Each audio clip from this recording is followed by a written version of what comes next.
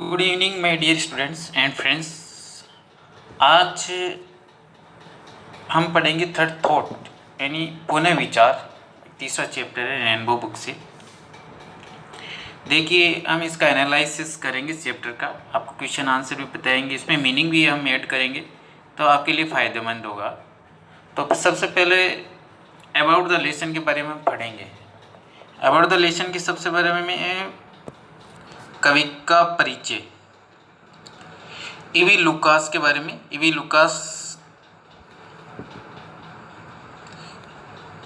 Lucas was born at एथलम, स्थान है वहाँ पर एथलम में इनका जन्म हुआ था, ठीक है। And study university college London, और उन्होंने यूनिवर्सिटी कॉलेज लंदन से पढ़ाई की थी। ही वाज ए जर्नलिस्ट, ये पत्रकार भी थे, एंड एसेसिस्ट यानी निबंधकार भी थे। Who also wrote novels, travelogues, children books. उन्होंने बहुत सारे उपन्यास, ट्रेवलॉग्स यानी यात्रा वृत्तांत, चिल्ड्रन बुक्स लिखी थी। He is better known as an essayist than a journalist, तो ये पत्रकार के बजाय निबंधकार के लिए जाने जाते हैं। अब जो इस पार्ट का मेन थीम है वो आपके लिए सबसे इम्पोर्टेंट है, तो इसको मैं एक बार डार्क से कर लेता हूँ। ये आपके लिए मेन अच्छा है। सबसे पहले अगर आप ये थर्ड बड़े क्वेश्चन जो लॉन्ग क्वेश्चन आते हैं, अगर उसमें ये थर्ड थॉट नियमित बड़े क्वेश्चन आते हैं या छोटे क्वेश्चन आते हैं, अगर सेंट्रल थीम उसके मुख्य थीम अगर लिख देते हैं तो आपके लिए फ़ायदेमंद होगा। तो थर्ड थॉट के बारे में देखते हैं। Third thought third thought has taken, ये कहाँ से लिया गया? फैंथम जर्नल अदर ऐसे डाइवर्सन से लिया गया है और पब्लिश हुआ है, ब्रॉट आउट 99 में पब्लिश हुआ है। इस थर्ड थॉट का जो कलेक्शन है द फैंथम जर्नल, यहाँ से लिया गया। The title third thought is humorous coinage. Humorous coinage मतलब ह्यूमरस कॉइनेज यानी एक हास्यात्मक रचना है। Inspired by the idiom second thought, एक सेकेंड थॉट एक मुहावरा है उससे प्रेरित है। Which means an opinion a resolution reach after reconsideration. Second thought का मतलब क्या हुआ कि रिकन्सिडरेशन यानी पुनः विचार के बाद भी एक और विचार, मतलब आप दोबारा विचार कर रहे हो फिर उसके बाद में एक और विचार, तो सेकेंड थॉट एक मुहावरा है, तो उससे ये थर्ड थॉट लिया गया है। तो एक ह्यूमरस रचना है, तो सेकेंड थॉट एक मुहावरा है, जैसे एक पुनः विचार के बाद एक और विचार का इरादा, ठीक है। द नरेटिव इज सेटायर, जो वर्णन करता है, सेटायर करता है, सेटायर यानी young on human weakness for money, जो मानव की कमजोरी क्या है, धन, उस पर एक सेटायर करता है। And expose how money is involve noble men noble sentiments, और वह एक्सपोज करता है, बताता है, उजागर करता है कि कैसे मनी अपनी मानव की भावनाओं को एंड मोरली एडमायर्ड आइडल्स, जो हमारी नैतिक आदर्श है, सून फेड अवे, गायब कर देता है। किस प्रकार मनी हमारी जो सेंटिमेंट्स है, नैतिक भावनाएं हैं, नैतिक आदर्श है, जो नैतिक आदर्श है वो तुरंत गायब हो जाते हैं। मनी किस प्रकार उनको अफेक्ट करता है। मैन इज बेसिकली सेल्फिश, मनुष्य प्राय स्वार्थी होता है, मेटेरिस्ट भौतिकवादी होता है। And for the sake of money कंसीड, और पैसे की खातिर वह विचार करता है, रिकंसीड फिर विचार करता है, इवन चेंज इन नोबल, यहाँ तक कि अपने विचार भी बदल देता है, अपने आदर्श भी वो चेंज कर देता है। And idol thought every day social, जो भी है, जो अपनी एवरीडे सोशल बिहेवियर, अपना जो प्रत्येक दिन का जो सामाजिक व्यवहार है उसको भी वो बदल देता है। जो अपने आदर्श, जो अपने सामाजिक व्यवहार में जो आदर्श लाता है उनको भी वो बदल देता है, ठीक है। ये मेन थीम हो गई आपकी। अगर ये बड़ा क्वेश्चन आता है बहुत इंपॉर्टेंट है, आप उसको छोड़े नहीं। द ऐसे also gives is deep insight into the business psychology, ये ऐसे एकदम अंतर्दृष्टि, डीप इंसाइट अंतर्दृष्टि प्रदान करता है बिजनेस साइकोलॉजी, जो व्यापार की जो मनोवैज्ञानिक है और फिलोसॉफी है उसको, of the word of trade and commerce. जो लेखक बता रहा है कि अंतर्दृष्टि, ये इससे अंतर्दृष्टि प्रदान करता है जो व्यापार में मनोविज्ञान और साइकोलॉजी यानी मनोविज्ञान और फिलोसॉफी दर्शन शास्त्र है, जो व्यापार और संसार में जो भी ट्रेड व्यापार का जो बिजनेस साइकोलॉजी है उसको अंतर्दृष्टि प्रदान करता है, मैंने गहन बारीकी से उसका अध्ययन ये ऐसे देता है। Where impulse is negation of mechanism, impulse यानी आवेग, निगेशन यानी निगेशन मनाई, और मैग्नेटिज्म यानी सफलता। मैग्नेटिज्म मतलब आकर्षण सफलता। तो ये सफलता आवेगों का निषेध ही सफलता है, आवेगों का निषेध ही सफलता है। यदि हम अपनी भावनाओं में निर्भर के कार्य करें तो हम सफलता प्राप्त कर सकते हैं। ये जो ट्रेड कॉमर्स का है वो ये सक्सेस ये बताता है। And buying and selling are perfectly straightforward matter between dealer and customer. जो डीलर और कस्टमर के बीच सीधा साधा मामला है क्या है, बाइंग और सेलिंग, खरीदना और बेचना, ये सीधा सीधा मामला होता है। The dealer asks as much as he thinks he can extort. और डीलर जो विक्रेता होता है जितना हो सकता है वो सोचता है, एग्जॉट ऐटता है मतलब कितना ज़्यादा पैसा कमा सकता है, मतलब ले सकता है, एग्जॉट चालाकी से कमाना। The customer having paid it is not under no obligation whatever the dealer. और कस्टमर के पैसे देने के बाद में कोई बाध्यता नहीं रहती उस डीलर के प्रति, जो उसने विक्रेता ने जो उसको दिए हैं वो सामान, उसके प्रति कोई बाध्यता नहीं रहती। वह उसको पैसे देने के बाद में उनके प्रति कोई ऐसा व्यवहार नहीं होता। वो अपना मतलब सीधा साधा मामला है, आपको चीज़ मिली है उसके बीच पैसे दो, बाइक सेलिंग, बस तुरंत ये सा मामला है। The narrative is a perfect blend of fancy और ह्यूमर इन सेटायर। तो इस प्रकार ये वर्णन करता है परफेक्ट ब्लेंड मिश्रित कल्पना का, हास्य का और सेटायर का।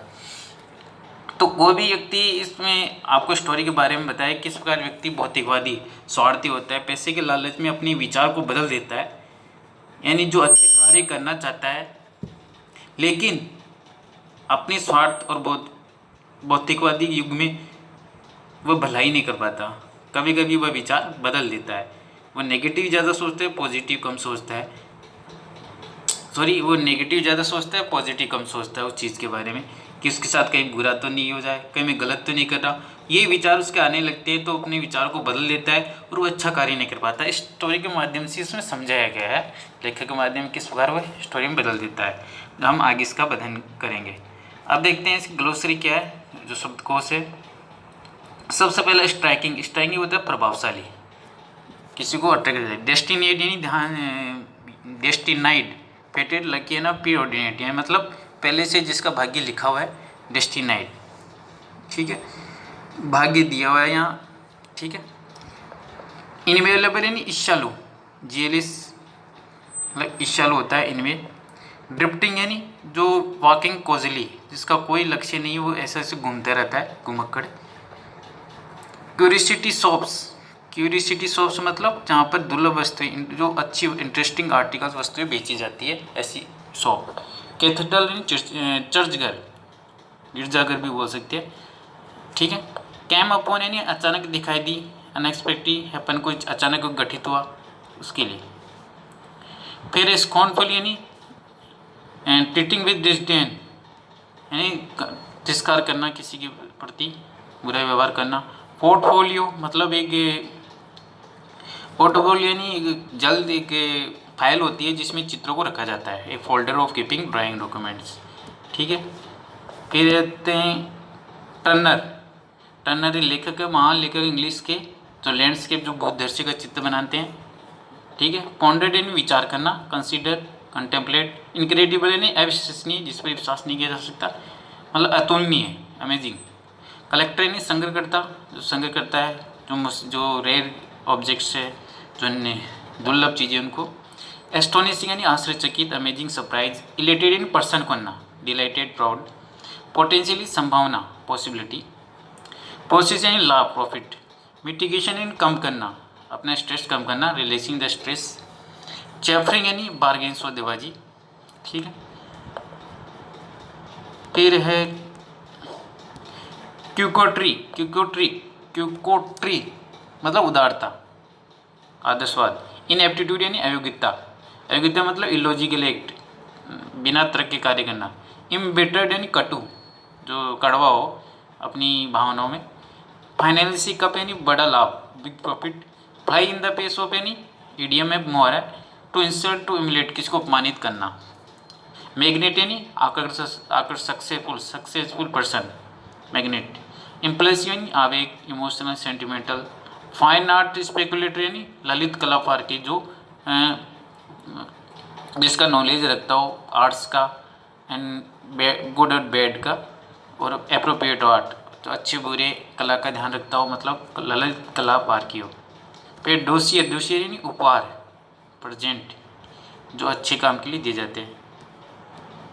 फिर आगे एक गिफ्ट ऑफ क्वेल एंड मना फ्रॉम ए क्लियर स्काई, ये इडियम मुहावरा है, मतलब अप्रत्याशित लाभ, अनएक्सपेक्टेड रिवार्ड, जिसकी कोई संभावना नहीं, संभावना न हो और मिल जाए। डिस्ट्रस्टफुल यानी भयंकर रूप से। फिर एक्सटॉर्ट यानी ऐंठना, चालाकी पूर्वक हड़पना या बाध्यपूर्वक प्राप्त करना, इसको बोलते हैं एक्सटॉर्ट। ये आपकी मीनिंग हो गई है। फिर चलते हैं अपने चैप्टर की तरफ। पहले थर्ड थॉट, सबसे पहले थर्ड वर्ड यानी पुण्य विचार, ये स्टोरी के लिए।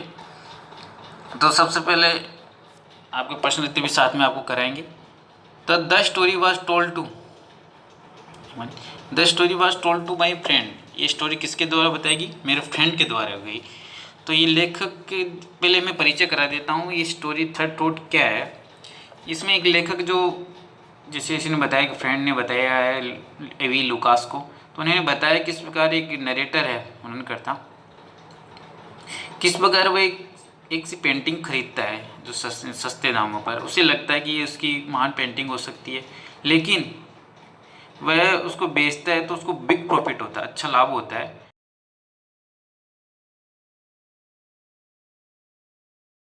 मतलब लगभग 49 पाउंड का, और 10 शिलिंग्स, 49 पाउंड, एक पाउंड मतलब पाउंड क्या होता है ब्रिटिश की वो है मुद्रा है, एक पाउंड बराबर 20 शिलिंग होती है, एक पाउंड बराबर 20 शिलिंग, तो उसको 49 यानी 49.5 का लगभग उसको फ़ायदा होता है।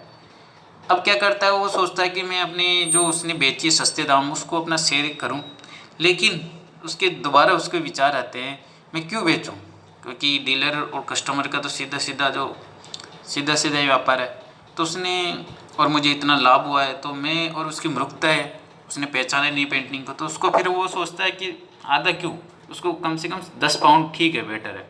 10 पाउंड के बाद में फिर वो एक बार, थोड़ी देर बाद में उसको, 1-2 दिन बाद में फिर वो विचार करता है उसको कितने दूँ, फिर अचानक विचार आते हैं, फिर सोचता है ऐसा क्यों, क्योंकि पहली बार उसने सफलता की देवी ने उसको आशीर्वाद दिया है, तो ऐसा क्यों, तो उसको 5 पाउंड के लिए भी कर सोचता है। फिर 5 पाउंड से वो 1 पाउंड पर आता है, 1 पाउंड के बाद में फिर वो 0 हो जाता है। तो इस प्रकार आधा पाउंड, फिर 10 पाउंड, फिर 5 पाउंड, फिर 1 पाउंड, फिर लास्ट में 0 पर आ जाता है। तो इस प्रकार हम देखते हैं लेखक के दिन विचार, मतलब लॉजिकल किस प्रकार हाई हो जाती है थिंकिंग जब किसी की वो सोचता है भलाई के लिए। तो आज भौतिकवादी युग में यही है सोच, इसमें सेटायर किया है ईवी लुकास ने, इस स्टोरी के माध्यम में हम देखेंगे। ठीक है, तो सबसे पहले एक मिनट, इसको मैं डिलीट कर देता हूँ।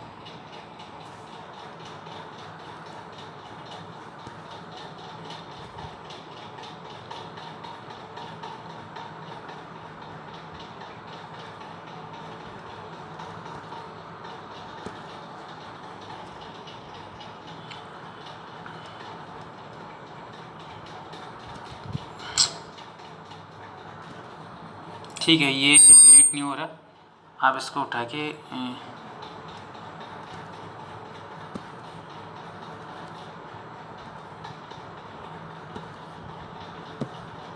चलिए, आपको इसमें थर्ड थॉट में थोड़ा सा मैंने ऊपर ही बता दिया।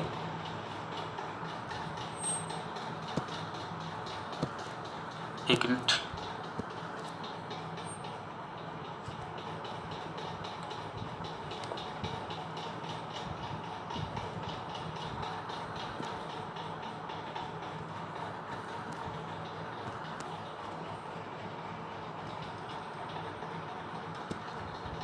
चलिए आप इसके बारे में पढ़ते हैं। पहले सबसे पहले this story was told to my friends, ये स्टोरी दोस्त के द्वारा बताई गई थी, उनके फ्रेंड के द्वारा।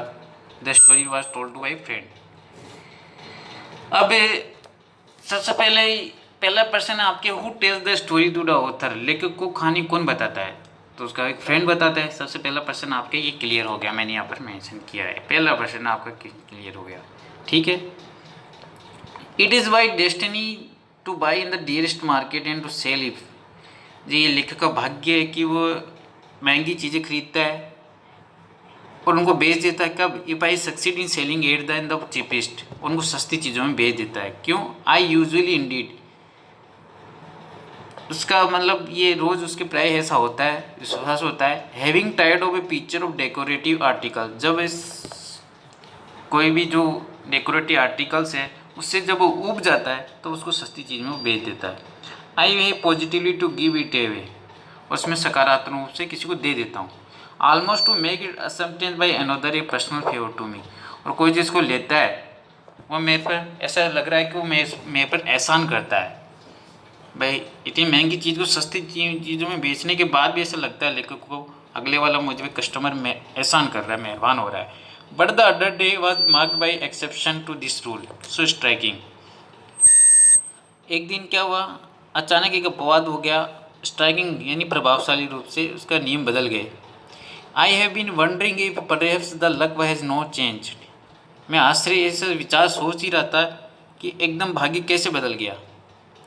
And I after all destined to be the most enable thing, एक सक्सेसफुल डीलर, जो मुझे एक ईर्ष्यालु सक्सेसफुल डीलर बनाती है, विक्रेता बनाती है।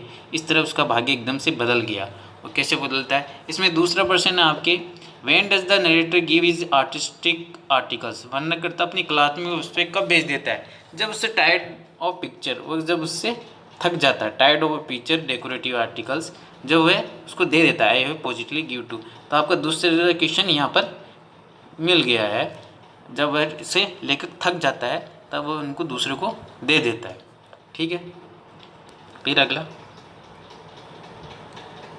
इसको डिलीट, चलिए अब ये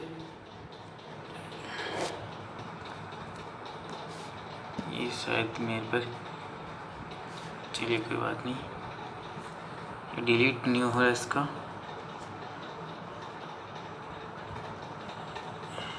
इसको मैं एक तरफ कर देता हूँ। हाँ अब ठीक है। तो इस प्रकार अगला देखते हैं, तीसरा, जैसे इट हैपन जस्ट, अगला सॉरी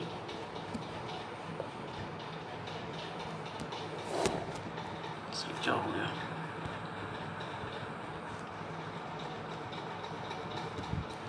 अब देखो, it happen to in drifting about the old curiosity shop of Cathler city. एक दिन क्या हुआ कि वह घूम रहा था drifting about the old curiosity shop of Cathler city, जो एक चर्च का शहर है, वहाँ एक पुरानी शॉप है, बहुत सारी दुर्लभ वस्तुएं की, वहाँ पर घूम रहा था। I came upon A photo play, यानी दिखाई पड़ी एक फोटोफोली, यानी चित्र जो जिसमें बहुत सारी पेंटिंग होती है, वो फोटोफोली उसको दिखाई दी। वाटर कलर ड्राइंग, उसमें जल तरंग की तरह बहुत सारी ड्राइंग थी। Among which has one of that to my eye would have been possible, और उसमें लेखक की अचानक उस पर आँख पड़ी। टनर, अचानक आग, was one day to my eye would have been possible Turner, और उस पर ऐसे आग पड़ी कि ये टनर की हो सकती है, मतलब उसकी नज़र पड़ी कि ये टनर की हो सकती है। Even if an earlier owner had not said that opinion hope that said the magic name with all is genius beneath it, जो पहले का मालिक था उसने कोई विचार नहीं कि ये उसकी हो सकती है। ठीक है, ऐसा नहीं कुछ नहीं बताया भी नहीं, लेकिन उस पर कुछ इनिशियल साइन थी नीचे, लेकिन गलत तरीके से वहाँ पर साइन किए हुए थे, रॉन्ग ऑर्डर्स पे। ठीक है, सेड द मैजिक नेम, ठीक है, और उसको आशा भी नहीं थी कि उसकी टनर की हो सकती है, क्योंकि वहाँ पर साइन गलत तरीके से वहाँ पर पेंटिंग के नीचे किए गए थे, जैसा कि वो हमेशा टनर ऐसा ही करता था। हाउ मच दिस, लेखक नरेटर पूछता है ये कितने की है, तो वेल तिरस्कार पूर्व से मतलब बिना तिरस्कार, बिना इंटरेस्ट लिए पूछता है कितने की है। वेल सेड द लीडर, तो डीलर बोलता है if it were a genuine Turner it would be worth anything, यदि अगर सच्चे रूप से टनर की हुई तो ये बहुत मूल्यवान हो सकती है। बट लेट्स से 10 सेलिंग, लेकिन मैं इसको 10 सेलिंग में देना चाहूँगा। You can have it for that I don't mind, यदि आपके पास, अगर आप कोई, मैं बुरा नहीं मांगूंगा, आप ले सकते हो। If but I don't mind if you don't, यदि आप नहीं लेना चाहते तो मैं बुरा नहीं मारूंगा। Because I am going to London next week, is should take it with me to get an opinion, लेकिन मैं अगले सप्ताह लंदन जा रहा हूँ और इसके बारे में विचार लेना चाहूँगा। अगर मैं लंदन गया तो वहाँ पर ज़रूर इसके विचार लूँगा कि ये टनर की हो सकती है। फिर अपन चलते हैं, इसमें कोई प्रश्न आपके नहीं बन रहा। हाँ, एक 5वां प्रश्न इसमें बन रहा है, why did the narrator sell the drawing so cheaply to narrator, क्यों उसको इतना सस्ते में उसने बेच दिया। Why did the dealer sell the drawing so cheaply to the narrator, dealer ने इतनी सस्ती चीज़ नरेटर को क्यों बेच दी। तो आपको पता लग गया कि ये उसको पता था कि ये उसको पूरी तरह कंफर्म नहीं था कि ये उसकी हो सकती है। He did not know it was a drying of Turner, उसको ये कंफर्म नहीं था कि ये टर्नर की हो सकती है, तो उसको 10 सीलिंग में उसको उसने बेच दिया। ठीक है, ठीक है, यहाँ पर ये 5 % मिल जाएगा। आपको लिखना पड़ेगा कि उसको बिल्कुल पता नहीं था कि टर्नर की हो सकती है। आई पॉन्डर्ड, मैंने विचार किया, mind you don't get it, he added, लेकिन विक्रेता बोलता है मैं इसकी गारंटी नहीं दे सकता। इस प्रकार वर्णनकर्ता ने उसको 10 सीलिंग दे दी और ख़रीद लिया उस पेंटिंग को। ठीक है,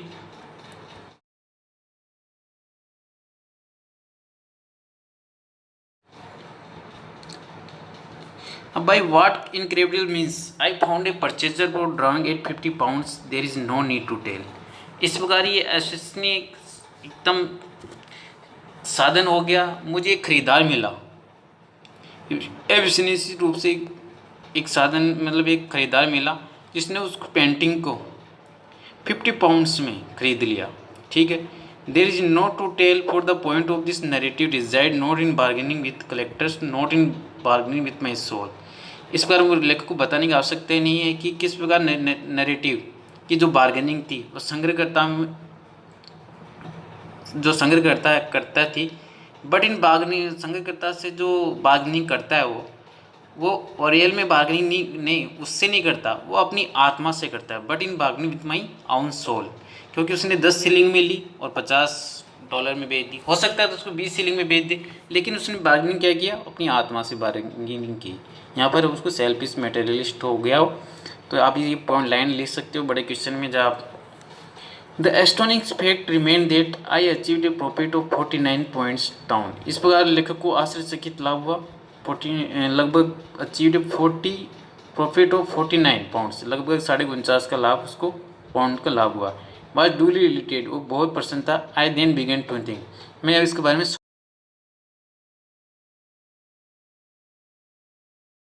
सोचने लग गया। ठीक है, सोचते सोचते the dealer so what my thought ran, अब इसके विचार चलने लग गए। इन दैट लिटिल, पहले इसमें आपको एक प्रश्न बता देता हूँ। एक 14 प्रश्न है, what price did the narrator get from the buyer from the drawing. चित्र को खरीदने वाले से वर्णनकर्ता ने कितना मूल्य प्राप्त किया। ठीक है, चित्र को खरीदने वाले से वर्णनकर्ता ने कितना मूल्य प्राप्त किया बताओ। तो ठीक है, 10 सीलिंग में, मतलब 10 सीलिंग में तो खरीदा, और बायर से कितना प्राप्त हुआ, 50 पाउंड, 49.5 पॉइंट 50 पाउंड्स का उसको प्राप्त हुए। तो आप ले सकते हो उसको 50 पाउंड्स का उसको प्राप्त हुआ। तो वाट प्राइस, तो 50 पाउंड्स। ये चौथा क्वेश्चन आपको इसमें मिल जाएगा। फिर एक छठा क्वेश्चन है, why did the narrator feel so delighted proud after selling a painting. वर्णनकर्ता को कितनी खुशी क्यों हुई उस पेंटिंग को बेचने में। तो आप बता सकते हो, क्योंकि वो 10 सीलिंग में खरीदा उसने और उसको बेचा 50 पाउंड्स में, तो उसको 49.5 का लगभग पाउंड्स का उसको लाभ हुआ, तो इसलिए वो खुश था। ठीक है, फिर अगला है, the dealer so my thought ran in their little street by cathedral west door. अब डीलर में विचार चलने लग गए कि उसने सोचा उस कैथेड्रल चर्च के जो पश्चिमी दरवाजे पर वो रहता है डीलर, उसके बारे में वो सोचने लग गया। He ought to participate in this, उसको सोचा कि इसमें भी उसको शेयर होना चाहिए, पार्टिसिपेट करना चाहिए, उसको जो लाभ मिला उसको पार्टिसिपेट करना चाहिए। He behaved very well to me, उसने मेरे साथ अच्छा व्यवहार किया। I ought to behave well to me, मुझे भी उसके साथ अच्छा व्यवहार करना चाहिए। It would be only fair to give them half, और मुझे उसका आधा हिस्सा उसको देना चाहिए। और मैं उसको आधा से मतलब जो 49.5 उसको लगभग आधा हिस्सा उसको देने के लिए हुआ। अब चलते हैं, there open I sat down and wrote a little note saying there the potential Turner drawing. और वो एक उसने कागज़ का नोट लिया, उस वहाँ पर बैठ गया और लिखने लग गया कि ये टर्नर की, उसने लिखा कि ये जो संभावित टर्नर की पेंटिंग साबित हुई। नो डाउट ही रिकलेक्टेड, उसको कोई मतलब उन्हें बिना शंका के मतलब उसको कलेक्ट किया। ए टाउन बी ऑथेंटिक, जब उसको आपसे लिया था बिना संदेह के, ये लगभग ऑथेंटिक निकली। I had great pleasure in enclosing in half of the proceed, मैं अपने लाभ का आपको आदेश सा देना चाहता हूँ। As I considered the only just, और ये मैं मानता हूँ कि ये मेरे लिए फेयर होगा, यानी ईमानदार होगा, सलील तरीका होगा, ठीक है, भद्र तरीका होगा। Having no stamps and other being late I did not post the and went to bed, मेरे पास कोई भी उस समय स्टाम्प भी नहीं था और टाइम निकलने के बाद मैंने इसको पोस्ट नहीं किया और सोने के लिए चला गया, ठीक है। इसमें ऑटो क्वेश्चन आपके मिल रहा है, ठीक है, auto question. In this mood of election what is the narrator write in the first note to the dealer, अपने प्रसन्न चित्र से वर्णनकर्ता ने विक्रेता को प्रथम पत्र में क्या लिखा, मतलब अपनी खुशी में नरेटरकर्ता ने सबसे पहले नोट में क्या लिखा था, तो उसने लिखा था saying the potential trend drawing which no doubt he recollected and turned out to be authentic and I had great pleasure in enclosing half the process, तो ये यहाँ पर ये लिखेगा आगे as I consider the only just, वो ये मेरे लिए मैं मानता हूँ फेयर होगा। तो आप ये 8% यहाँ से लिख सकते हो पूरा, ठीक है। फिर आगे चलते हैं।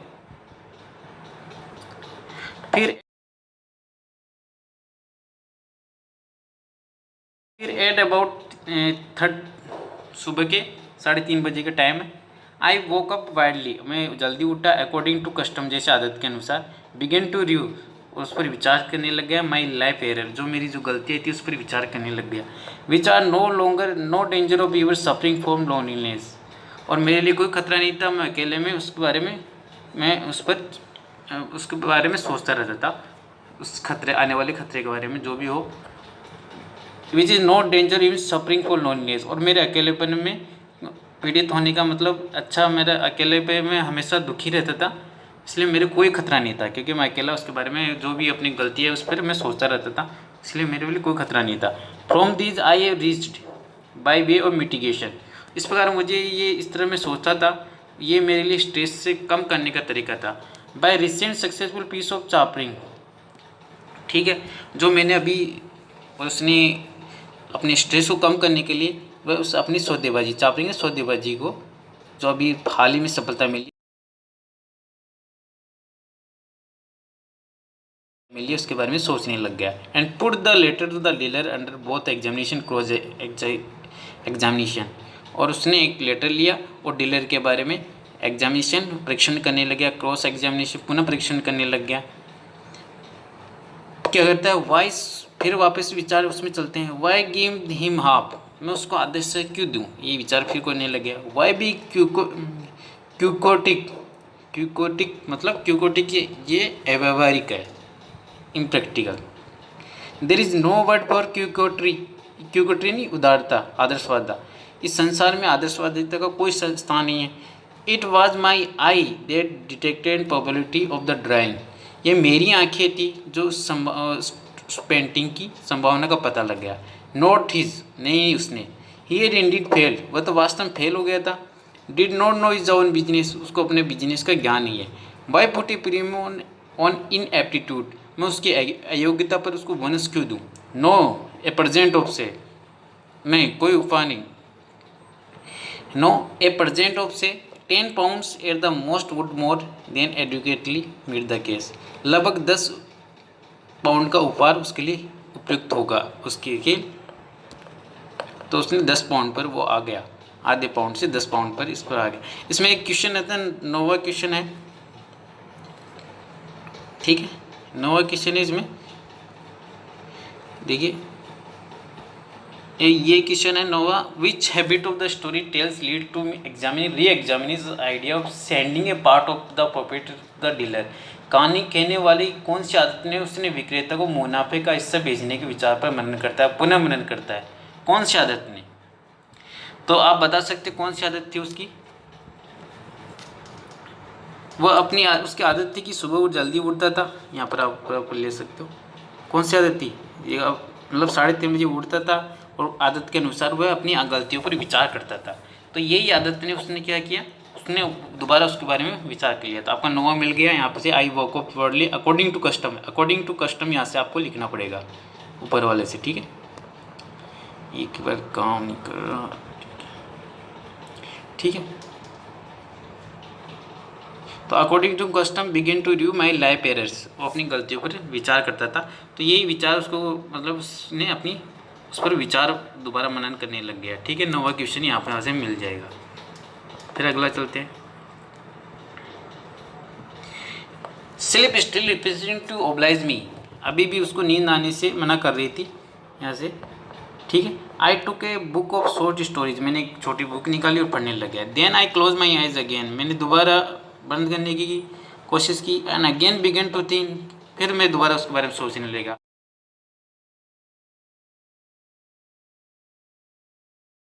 After the dealer, about the dealer, उस डीलर के बारे में। Why so my thought, why send him 10 pounds, को 10 पाउंड क्यों दूँ, ये विचार आने लग गए वापस। तो आपकी ये 10वां क्वेश्चन बनता है। इसमें मैं एक बार समझा देता हूँ, फिर 10वां क्वेश्चन बताओ। It was only give a wrong idea of his customer, उसको 10 पाउंड देऊँगा तो उसके पहले गलत विचार उसके कस्टमर के पास जाएगा, ठीक है। None other of mood would be so fair so sporting as I, कोई भी इसके साथ अच्छा व्यवहार मतलब अच्छा ऐसा व्यवहार नहीं किया, सो स्पोर्टिंग यानी इतना उदारतापूर्वक जैसा मैंने किया, as I. He will expect similar letters every day, वह इस प्रकार के प्रत्येक लेटर की आशा करेगा जैसे मैं आज दे रहा हूँ। एंड बी डिसअपॉइंटेड, अगर नहीं मिलेगा तो निराश होगा। And then will become embittered and go down the well of tears a miserable creature, और वह एकदम कटु हो जाएगा और हमेशा दयनीय प्राणी बन जाएगा, दयनीय प्राणी की तरह आंसू बहेगा। He looked a nice old man, वह अच्छा आदमी है। ए पिटी नहीं क्राइम, ये मैं अपराध नहीं करना चाहता। To injure such a person, ऐसे आदमी को नुकसान नहीं पहुंचाना चाहता। No 10 pound is absurd, 10 pound बेतुका है। 5 वुड बी प्लेंटी, 5 पाउंड बिल्कुल पर्याप्त होंगे। 10 would be put above himself, 10 pound उसका मतलब उसको सिर फिरा देगा, 10 पाउंड उसका दिमाग खराब कर देगा, सिर फिरा देगा।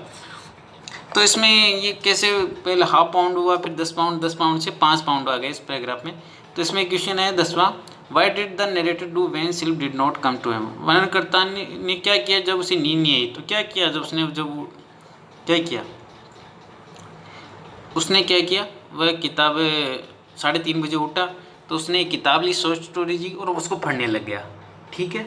ये आपको प्रश्न में लिख देना है। एंड टू के शॉर्ट स्टोरीज एंड रीड 1, उसको पढ़ने लग गया 3:30 बजे, और फिर उसके बारे में सोचने लग गया। And began to think about the dealer, और उस डीलर के बारे में सोचने लग गया। 10% आपको यहाँ से मिल जाएगा, ठीक है। फिर आगे चलते हैं।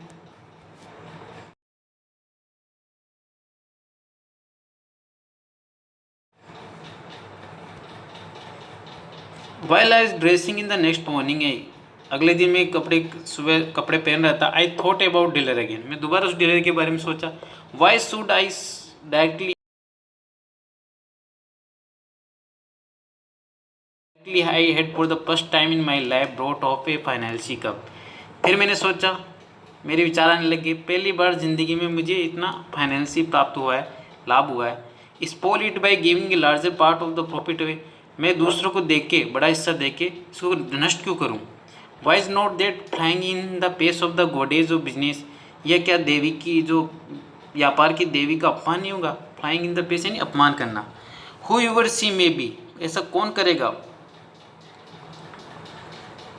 Who your she may be, शायद हो सकता है, ऐसा कोई नहीं करेगा। She may B.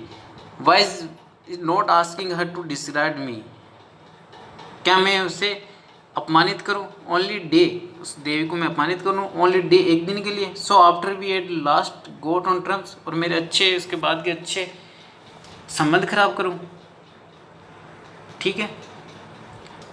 There is a no fury like women scorn, जो एक अपमानित स्त्री होती है उसका क्रोध बहुत बुरा होता है, उससे बढ़कर क्रोध कोई नहीं होता। It would probably by the end पे, और वे मेरे लिए विनाश का समय होगा, शायद मेरा व्यापार ठप हो जाएगा। सिटी मैग्नेट्स आर सक्सेसफुल, जो प्रभावशाली है वो सफल क्यों होते हैं। Probably just because they don't do this foolish impulse thing, इसलिए सफल होते हैं क्योंकि ये पुलिस कार्य भावनात्मक मूर्खतापूर्ण कार्य नहीं करते इस तरह के। Impulse is the negation of magnetism, ये आपको लाइन लिखनी नहीं है। प्रभावशाली लोग आवेगों का मतलब भावनाओं में नहीं बहते, उनका निषेध करते हैं।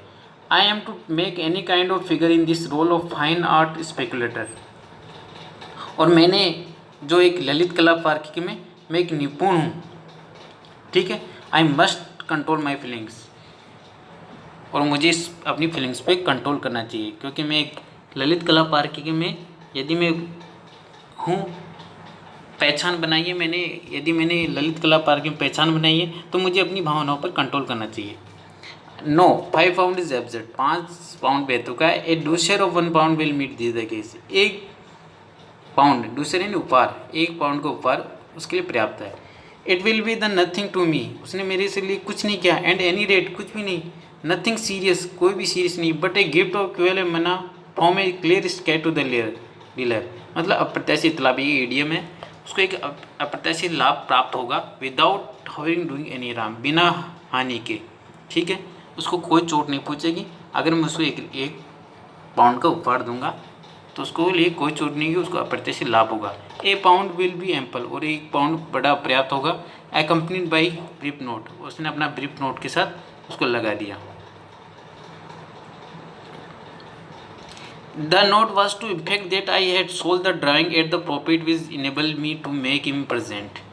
फिर मैं जैसे ही नोट का प्रभाव पड़ा, मैंने लिखने बैठा, तो I had sold the drawing at profit, मैंने उसने लिखा कि मैंने पेंटिंग प्रॉफिट में बेच दी है, which enable to make him present, जो आपको उपहार के योग्य बनाती है। Because it was an old, क्योंकि ये पुराना, परहैप्स ओल्ड, विचित्र है। बिलीव ऑफ माइंड, ये मेरा विश्वास विचित्र है कि that one should do this kind of thing, मैं इस तरह का कार्य मुझे करना चाहिए। Good luck should be shared, जो सौभाग्यशाली है उसको शेयर जरूर करना चाहिए। तो आपको एक उपहार के लिए योग्य बना रहा है, उपहार के योग्य बनाती है। और मेरे लिए ये अविश्वसनीय विश्वास है कि मैं आपको इस तरह का उपहार दे रहा हूँ, और जो आपको सौभाग्य के, इस तरह का सौभाग्यशाली लोगों को उपहार का शेयर, मतलब लाभ का शेयर होना चाहिए। I had the envelope in my pocket, मैंने वो अपना एनवेलप अपने पॉकेट में रख दिया। Containing the note and the cheque when I reach the club, और मैंने वो नोट चेक अपनी जेब में डाल के मैं क्लब में लंच के लिए चला गया। And afternoon I played bridge so distressedly, और मैं वहाँ पर एक ब्रिज यानी खेल, ताश का खेल होता है, वो मैंने भयंकर तरीके से खेला। That I was glad I not posted, मैं बड़ा खुश था, मैंने इसको पोस्ट नहीं किया, क्योंकि मैं ब्रिज के खेल में पूरी तरह हार गया था। ऐसा उसके साथ हुआ होगा, इसलिए लेखक उसको पोस्ट नहीं करता है, तो बड़ा खुश रहता है। लास्ट में आफ्टर ऑल्सो माई थॉट रैन, अंतिम में फिर उसके विचार को आए, देखो 3 बार उसके विचार आए। आई destroy the envelope and content, उसने उसको विचार आए तो उसने उस लिफाफे को फाड़ दिया, उसमें जो कंटेंट थे वो सब फाड़ दिया, ठीक है। Such bargain are all part of the game, और ऐसे सौदेबाजी एक खेल का हिस्सा होती है। Buying and selling are perfectly straightforward matter between dealer and customer, खरीदना और बेचना एक सीधा साधा मामला है डीलर और कस्टमर के बीच में, विक्रेता और ग्राहक के बीच में। The dealer asks as much as he thinks he can extort, जो डीलर है वो जितना हो सकता है वो सोचता है कस्टमर को ऐंठे, मतलब चालाकी रूप से कमाए। And the customer having paid it is under no obligation whatever to the dealer the incidence close, और कस्टमर भी पैसे देने के बाद में उसको कोई बाध्यता नहीं रहती है ग्राहक डीलर के प्रति, विक्रेता के प्रति। द इंसिडेंस इस प्रकार एक क्लोज हो जाता है। तो आपने देखा किस प्रकार लास्ट में उसके मतलब कुछ भी नहीं देता, जो आधे पाउंड दे रहा था आधे पाउंड से 10 पाउंड पर आया, 10 पाउंड से फिर 5 पाउंड पर आया, 5 पाउंड से फिर 1 पर आया, फिर 1 के बाद में 0 पर आ गया। तो इस पर लेखक के विचार बदलते रहे समय, अपनी जो हावी है, जो धन के प्रति उसकी लालसा है, अट्रैक्शन है, और तो इस प्रकार उसकी जो रैशनल थिंकिंग है, तार्किक विचार है, उस पर हावी रहते हैं, भावनाओं पर वो नहीं बेहता है। तो लेखक का विचार है कि अगर आपको अच्छे विचार आए तो उसको तुरंत कीजिए, ठीक है। तो ये आपका चैप्टर हो गया। इसमें बड़ा क्वेश्चन एक बनता है, justify the title third taught, इस थर्ड टॉट पुनः विचार को, शीर्षक को न्यायोचित ठहराइए। तो ये सबसे इम्पोर्टेंट क्वेश्चन है। तो इसमें एक तो आप तो ये अबाउट द लेसन के बारे में जो बताया था मैंने, ये लिख सकते हो पूरा, ये तो आपको लिखना ही लिखना है। और उसमें जो उसको ये भी बता सकते हो कि न्यायोचित ठहराने में किस प्रकार उसने रिकन्सिडरेशन किया था। पहले फिर 49 पाउंड्स पे आया, फिर 10 पाउंड्स पे आया, फिर 5 पाउंड्स से आया। तो ये भी 1-2 लाइन इसके बारे में आपको लिखना पड़ेगा, ये तो लिखना ही नहीं ना, फिर इसके बारे में ये लिखना है। तो इस पर आपको बेस्ट इसमें अच्छे नंबर मार्क्स प्राप्त कर सकते हो। धन्यवाद।